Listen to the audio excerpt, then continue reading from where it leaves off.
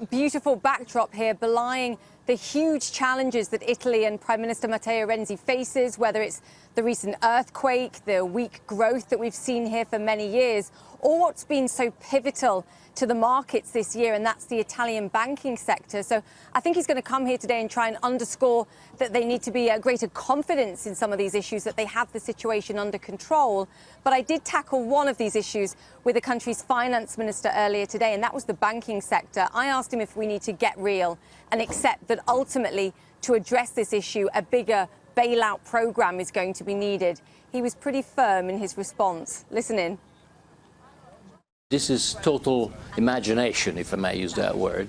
We're not talking about that kind of money, and we're not talking about bailout. Bailout is ruled out in the European context, so we're working within the rules, within the bail-in system, which implies strong participation by the shareholders and stakeholders in recapitalizing the banks.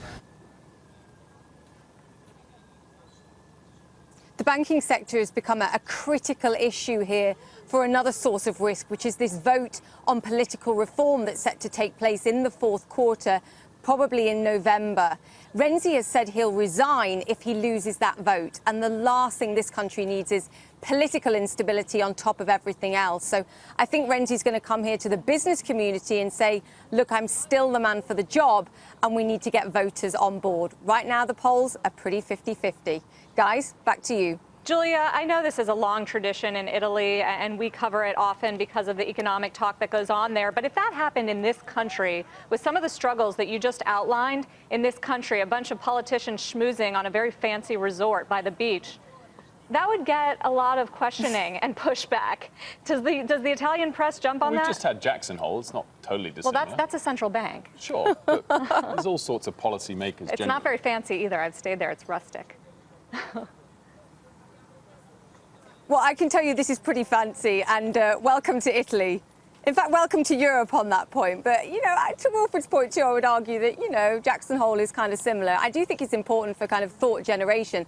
The problem, as we always ask, and it's the same questions we ask about things like the G20, what's actionable? What actually comes out of these talks? And I think that is a very valid question for what goes on here. Yeah, as action, the leaders meet in G20 in China. It's a good point.